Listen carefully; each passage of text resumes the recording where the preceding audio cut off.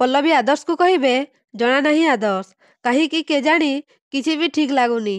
ମୁଁ ଯାହା କଲେ ମଧ୍ୟ, ଏମିତିକି ମୁଁ ମୋ ଜୀବନ ବାଜି ଲଗେଇ ଡ୍ୟୁଟି କଲେ ବି ମୋ ସିନିୟର ମୋ ଉପରେ ଖୁସି ନାହାନ୍ତି। ନା ମୁଁ ଥାନାରେ କାହାକୁ ଖୁସି କରିପାରୁଛି, ନା ଘରେ। ତାପରେ ଆଦର୍ଶ କହିବେ, ତମେ ଏମିତି କାହିଁ କହୁଛ? କ'ଣ ହେଇଛି ପଲ୍ଲବୀ? ତମେ ଠିକ୍ ଠିକ୍ କୁହ। ତାପରେ ପଲ୍ଲବୀ କହିବେ, କ'ଣ କହିବି ଆଉ, ସାରା ଦେଶରେ ନବରାତ୍ରି ଚାଲିଛି, କିନ୍ତୁ ମୋର ଦିନ ରାତି କାମର ଛୁଟି ନାହିଁ। କାଲି ମହାଅଷ୍ଟମୀ ପୂଜା, ଆଉ ରୁବି ମାଉସୀ ଏବେଠୁ ଅର୍ଡର ପକେଇ ସାରିଲେଣି ଯେ କାଲି ସମସ୍ତେ ଘରେ ରହିବେ। ଅବଶ୍ୟ ଏ କୌଣସି ଭୁଲ କଥା ନୁହେଁ, କିନ୍ତୁ ଆଦର୍ଶ, ମୋତେ କାଲି ବଡ଼ି ସକାଳୁ ଉଠି ଡ୍ୟୁଟି ବାହାରିବାକୁ ପଡ଼ିବ। 2 ଜଣ ହାର୍ଡକୋର କ୍ରିମିନାଲକୁ ଧରିବାକୁ ଅଛି ମୋତେ, ଆଉ ସେସବୁ ଦାୟିତ୍ୱ ମୋ ଉପରେ ଅଛି। ତେଣୁ ମୁଁ କାଲି ପୂଜାରେ ରହିପାରିବିନି। ତାପରେ ଆଦର୍ଶ କହିବେ, ପଲ୍ଲବୀ, ତମେ ଯଦି ସକାଳୁ ଡ୍ୟୁଟିରେ ଯିବ, ତାହେଲେ କାମ ସାରି ପୂଜା ବେଳକୁ ଘରକୁ ଫେରି ଆସିବ। ତାପରେ ପଲ୍ଲବୀ କହିବେ, କାମ କେତେବେଳେ ସରିବ ମୁଁ ଜାଣିନି ଆଦର୍ଶ।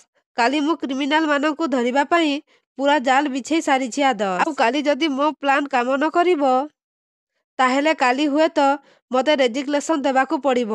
ତାପରେ ଆଦର୍ଶ ଆଶ୍ଚର୍ଯ୍ୟ ହେଇଯାଉଛନ୍ତି, ଆଉ କହିବେ, ଇଏ ତମେ କି ପାଗଳାମି କଥାବାର୍ତ୍ତା କରୁଛ? ହଠାତ୍ ତମକୁ ପୋଲିସ ଚାକିରି ଦେଇଦେଲେ, ଆଉ ଏବେ ଡ୍ୟୁଟି କରିବା 4 ଦିନ ହେଇନି, ଆଉ ତମେ ରେଜିଗ୍ନେସନ୍ ଦେବା କଥା କହୁଛ? କ'ଣ ସବୁ ଯେତେ ବି ଅଫିସର ଅଛନ୍ତି କେହି କେବେ ବି ଫେଲ୍ ମାରି ନାହାନ୍ତି? ମୁଁ ତ ବୁଝିପାରୁନି ତମ ସିନିୟର୍ସଙ୍କ ମୁଣ୍ଡରେ ଅଛି କ'ଣ? କାହିଁକି ତମକୁ ଏମିତି ଟର୍ଚର କରୁଛନ୍ତି? ତାପରେ ପଲ୍ଲବୀ କହିବେ, ଆଦର୍ଶ, ଏକ୍ଚୁଆଲି କାଲି ଚୋରମାନଙ୍କୁ ଧରିବା ପାଇଁ ମୁଁ ପ୍ଲାନ୍ ଶୁଣି ସାରିଲା ପରେ ଆଇଆଇସି ସାର୍ ମୋତେ ଆପ୍ରିସିଏଟ୍ କଲେ, କିନ୍ତୁ ଜଣା ନାହିଁ ହଠାତ୍ କୋଉଠୁ ଗୋଟେ ଫୋନ୍ ଆସିଲା। ସାର୍ ଫୋନରେ କଥା ହେଇ ସାରିଲା ପରେ ତାପରେ ଆଇଆଇସି ସାର୍ ଯାହା କହିଥିଲେ ସେସବୁ କଥା କହିଦେବେ। ତାପରେ ଆଦର୍ଶ କହିବେ, କ'ଣ ହେଲା? ଫୋନରେ କଥା ହେଇ ସାରିଲା ପରେ ତମ ପ୍ରତି ଆଇଆଇସି ସାର୍ଙ୍କର ବ୍ୟବହାର ବଦଳିଗଲା? ତାପରେ ପଲ୍ଲବୀ କହିବେ, ହଁ, ବୋଧହୁଏ କି ସିନିୟର ଥିଲେ। ତାପରେ ଆଦର୍ଶ କହିବେ, ଆଇଆଇସି ତମକୁ ଆପ୍ରିସିଏଟ୍ କରିଥିଲେ, ଆଉ ଫୋନ୍ ଆସିବା ପରେ ତମ ପ୍ରତି ତାଙ୍କର ବ୍ୟବହାର ବଦଳିଗଲା। ତା ମାନେ ଏମିତି କେହି ଜଣେ ଫୋନ୍ କରିଛି ଯେ ଜାଣିଶୁଣି ତମକୁ ହଇରାଣ କରିବାକୁ ଚେଷ୍ଟା କରୁଛି। କିଏ ହେଇଥାଇପାରେ? ପୁଣି କହିବେ, ଠିକ୍ ଅଛି ପଲ୍ଲବୀ, ତମେ ଚିନ୍ତା କରନି। ତମେ ଏସବୁ ମୋ ଉପରେ ଛାଡ଼ି ତମେ ତମ କାମ ଉପରେ ଫୋକସ୍ କର। ଓକେ, ମୁଁ ଆସୁଛି କହି ଚାଲିଯିବେ। ତାପରେ ସକାଳେ ରୁବି ଦଳକୁ ଆସି କହିବେ, ମମତା, ଘରେ ସମସ୍ତେ ମୋ ନଜରରେ ପଡ଼ୁଛନ୍ତି, କିନ୍ତୁ ତୋ ଗେଲି ବୋହୂ ମୋ ନଜରରେ ପଡ଼ୁନି। କୁଆଡ଼େ ଗଲେ କି ମହାରାଣୀ? ତାପରେ ପଲ୍ଲବୀ ଆସି କହିବେ, ମହାରାଣୀ ତ ନୁହେଁ।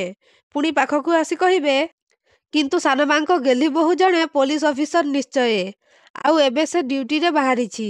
ତାପରେ ରୁବି କହିବେ, ମୁଁ କାଲି ସମସ୍ତଙ୍କ ଆଗରେ କହିସାରିଛି, ଆଜି ଘରୁ କେହି କୁଆଡ଼େ ବି ବାହାରିବେ ନାହିଁ। ତାପରେ ପଲ୍ଲବୀ କହିବେ, ଅପା, ମୋ ଟିଫିନ୍ ରେଡ଼ି, କହିକି ରୋଷେଇ ଘରକୁ ଯାଉଥିବେ, ଆଉ ରୁବି କହିବେ, ଏକ୍ ରହ, ଦିନ ସାରା ସେଇ ଡ୍ରେସରେ ଗୁଣ୍ଡା ବଦମାସଙ୍କ ପଛରେ ଗୋଡ଼େଇ ଗୋଡ଼େଇ କୁଆଡ଼େ କୁଆଡ଼େ ବୁଲି ବୁଲି ଆସିଛୁ। ଆଜି ଭଳି ଦିନରେ ମୁଁ ତତେ ମୋ ରୋଷେଇ ଘରକୁ ପଶିବାକୁ ଦେବିନି। ତାପରେ ମମତା ଟିଫିନ୍ ଆଣି ଦେଇ କହିବେ, ନେ ଟିଫିନ୍ ନେ। ତାପରେ ରୁବି କହିବେ, ୟାର ଏତେ ସେବା କରିବା କିଛି ବି ଦରକାର ନାହିଁ, କହି ଟିଫିନ୍ ଡବାକୁ ଫୋପାଡ଼ି ଦେବେ। ତାପରେ ସମସ୍ତେ ଆଶ୍ଚର୍ଯ୍ୟ ହେଇଯାଉଛନ୍ତି। ତ ଦର୍ଶକ ବନ୍ଧୁ, ଏବେ କ'ଣ ପଲ୍ଲବୀ ରୁବିଙ୍କୁ କଡ଼ା ଜବାବ ଦେବେ କି? ଆମକୁ କମେଣ୍ଟ ମାଧ୍ୟମରେ ନିଶ୍ଚୟ ଜଣାନ୍ତୁ।